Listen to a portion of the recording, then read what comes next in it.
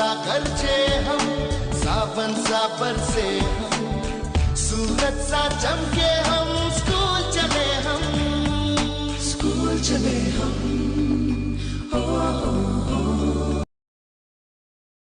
Good morning बच्चों। तो कल हमने पढ़ा था question number first, second, fourth, fifth, six. ठीक है, तो आज हम पढ़ेंगे क्वेश्चन नंबर 7, 8 और 9, 10। ठीक है, तो क्वेश्चन नंबर 7 क्या कहता है कि जो माइक्रो ऑर्गेनिज्म है वो क्या करते हैं रेटिकुलर ल्यूमन में। ठीक है, तो आंसर स्क्रीन पे दिया हुआ है कि माइक्रो ऑर्गेनिज्म जो हैं जैसे बैक्टीरिया है, प्रोटोजोआ आएंगे, फंजाई आएंगे या बाकी जो वायरसेस आएंगे।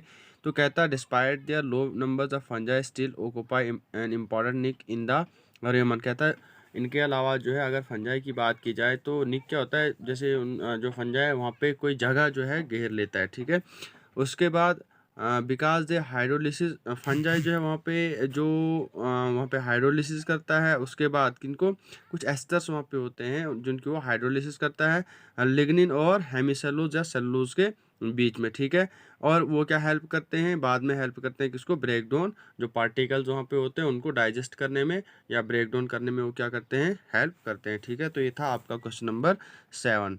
अब है क्वेश्चन नंबर 8। आपका कहता है कि how is digested food assimilated and converted into energy. कि आपका जो जब इंसान के अंदर फूड चला जाता है, जब वो डाइजेस्ट वहाँ पे होता है तो वो वहाँ पे मतलब एनर्जी की फॉर्म में कैसे कन्वर्ट होता है। ठीक है, तो कहता है कि डाइजेस्टेड फूड जब हम लेते हैं, अंदर लेते हैं, इनटेक करते हैं, तो the walls of the small intestine उनको जो है मतलब एब्जॉर्प्शन, मैंने आपको पढ़ा है कि एब्जॉर्प्शन में ज़्यादा हेल्प कौन करवाते हैं, स्मॉल इंटेस्टाइन करवाते हैं। ठीक है, अब स्मॉल इंटेस्टाइन में क्या होता है, वहाँ पे विलाई होते हैं जो एब्जॉर्ब फूड को लेते हैं, और बाद में क्या होता है कि द विलाई वहाँ पे जो ब्लड की सप्लाई होती है वो ज़्यादा रहती है with blood vessel which take the, जो एब्जॉर्ब फूड को वहाँ से लेते हैं, to each and every cell of the body.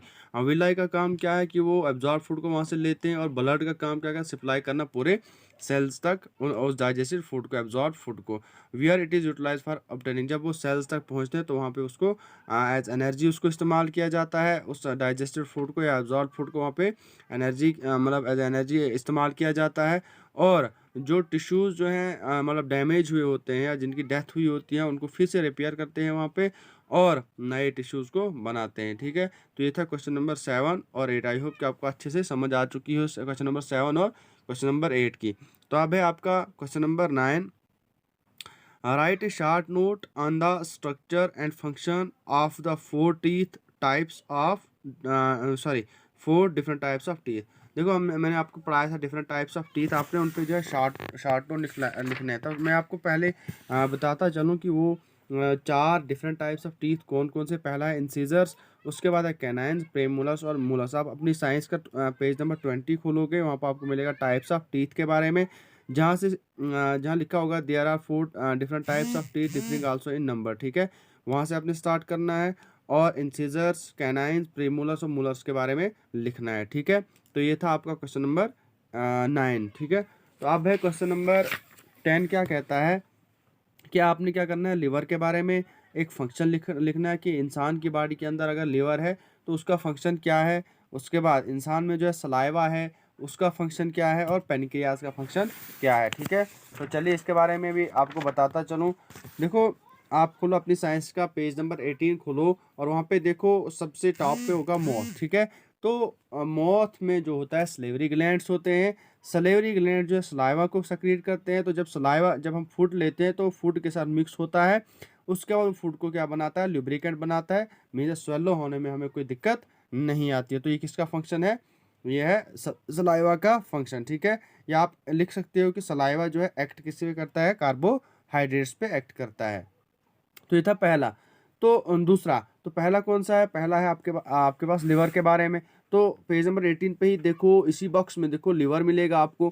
देखो लिवर का काम क्या होता है कि provides bile to small intestine. इससे हमें पता चलता है कि लिवर जो है सेक्रीट करता है क्या, बाइल जूस सेक्रीट करता है, जो एक्ट करता है किस पे, फैट्स पे एक्ट करता है। ठीक है, और ये डाइजेशन में बहुत ज़्यादा हेल्प करता है। ठीक है, ये किसके बारे में है, लिवर के बारे में। अब है पेनक्रियाज के बारे में। पेनक्रियाज के बारे में पूछा है। अब देखो पेनक्रियाज क्या करता है, ये पेनक्रियाटिक जूस क्या करता है, रिलीज करता है या सेक्रेट करता है, जो ब्रेक डाउन करता है बाद में कार्बोहाइड्रेट्स की, फैट्स की और प्रोटीन्स की। या ये आप लिख सकते हो, या लिख सकते हो release digestive enzyme into the intestine that help digest fat, carbohydrates and proteins. ये आप लिख सकते हो किसके बारे में, पेनक्रियाज के बारे में। तो ये ऑल अबाउट क्वेश्चंस के बारे में था, ये थे आपके क्वेश्चन, तो टोटल क्वेश्चन 10। तो कल हम पढ़ेंगे फिल इन द ब्लैंक्स के बारे में। आप अच्छे से प्रिपेयर करो, आपका कभी भी मैं ओरल टेस्ट ले सकता हूँ, ठीक है। आई होप कि आपको अच्छे से समझ आ चुकी होगी। जहाँ से फिर आपको कन्फ्यूजन होगी, मैं आपके कन्फ्यूजन को क्लियर करने की पूरी कोशिश करूँगा, ठीक है। Thank you.